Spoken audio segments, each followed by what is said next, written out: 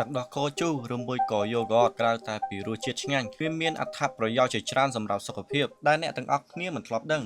ទី1យូហ្គាតវាមានផ្ទុកនៅពពួក probiotic ដែលជាបាក់តេរីល្អជួយដល់ប្រព័ន្ធរំលាយអាហារដោយពពួក probiotic ដែលមាននៅក្នុងទឹកដោះគោជូរនោះវាទៅជួយកម្ចាត់មេរោគដែលមិនល្អនៅក្នុងក្រពះពោះវៀនទី2វាមានកាល់ស្យូមខ្ពស់ជួយឲ្យសុខភាពឆ្អឹងនិងធ្មេញរឹងមាំទី3ជួយកាត់បន្ថយជំងឺរលាកផ្សេងដោយពពួក probiotic នោះជួយបង្កើនប្រព័ន្ធភាពស៊ាំនិងកាត់បន្ថយការរលាកនៅក្នុងរាងកាយទី4ជួយកាត់បន្ថយបញ្ហាការឡើងទម្ងន់ដោយយូហ្គាតមានសារធាតុប្រូតេអ៊ីនខ្ពស់ដែលជួយឲ្យមានអារម្មណ៍ឃ្លានតិចនិងជួយបង្កើនសម្រស់ផងដែរទី5ជួយដល់ការលូតលាស់របស់កុមារដែលជួយសាងសង់សាច់ដុំនិងឲ្យសុខភាពរឹងមាំទី6វាមានតម្លៃសមរម្យក៏ដូចជាងាយស្រួលក្នុងការរកទិញ